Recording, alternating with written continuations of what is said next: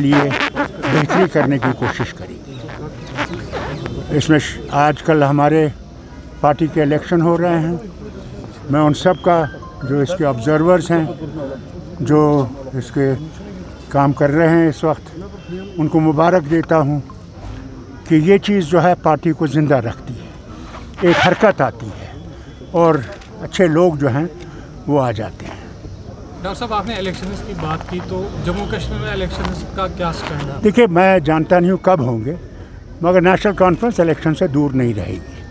हमने इलेक्शन लड़ना है और इंशाल्लाह ज़रूर लड़ेंगे। सर, स्टेटहुड की बात आपने की, तो देखिए, जहाँ तक स्टेटहुड है और जहाँ तक 370 का मामला है, 35A का मामला है, हम तो उसमें डटे हुए हैं। उसमें कोई हम में कोई शिगाफ नहीं आया है उसमें, और इंशाल्लाह एक दिन उसको ज़रूर कामयाबी से लेंगे।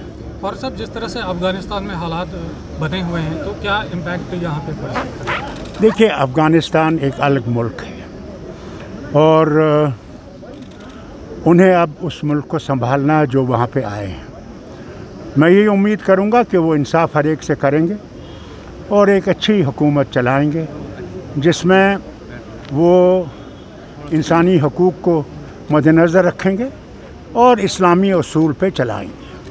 मैं साथ साथ ये भी कहूँगा कि उन्हें कोशिश करनी चाहिए हर मुल्क के साथ अपने दोस्ताना ताल्लुक़ पैदा करने का।